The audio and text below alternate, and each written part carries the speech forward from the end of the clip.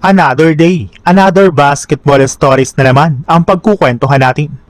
At ngayon nga ay pag-uusapan natin ang latest update ng NBA kay Kawhi Leonard at ang balitang grabe nga po ang ginawa ng Golden State Warriors para lamang makuha si LeBron. Matapos nga po na pahintuin ng NBA ang naging trade ni Kawhi Leonard sa Toronto Raptors, ay may labas nga po na balita na nagkaroon nga po ang NBA ng pangalawang investigasyon sa nangyaring under the table agreement sa pagitan ng kampo ni Kawhi at ang front office ng Clippers. Ayon pa nga po sa nakalap na impormasyon, nagkaroon pa nga po ng diskusyon ang binuong kumpanya ni Kawhi at ng Clippers na aspiration patungkol sa isang movie character na kalaunan ay pinatigil rin naman nga po nito.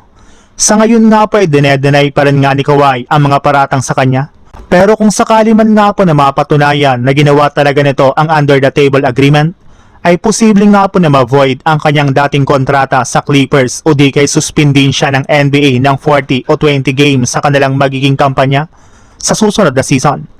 Kaya medyo tagilid nga po ngayon ang kalagayan ni Kawhi Leonard, lalo pat meron na rin naman nga na pong nakalap ang liga na magpapatunay na nilabag ang rules ng NBA noong taong 2019. Sa ibang balita naman, pinatunayan nga po ng Golden State Warriors na ginawa talaga ng kanilang buong kupunan ang lahat ng paraan para lamang ma-recruit si LeBron ngayong offseason.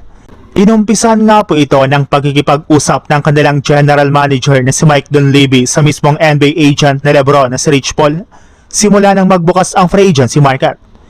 Sinundan rin naman nga po ito ng personal na pagsabi ni Stephen Curry sa harap ng media na gusto nga po niyang makasama si LeBron ngayong offseason sa Golden State Warriors. Pero ang pinakamalaking ginawa nga po dito ng kanilang team ay nagmula sa kanilang veteran player na si Draymond Green nang sinamahan nga po nito si LeBron sa bakasyon at sa golf para lamang ma-recruit at makumbinsi niya itong sumali sa kanilang kupunan.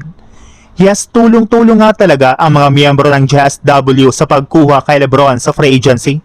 At mukhang epektibo rin naman nga po ang kanilang ginawa ng mga nagdaang araw matapos kumpirmahin na ang Warriors na ang may pinakamataas na odds na makakuha kay LeBron.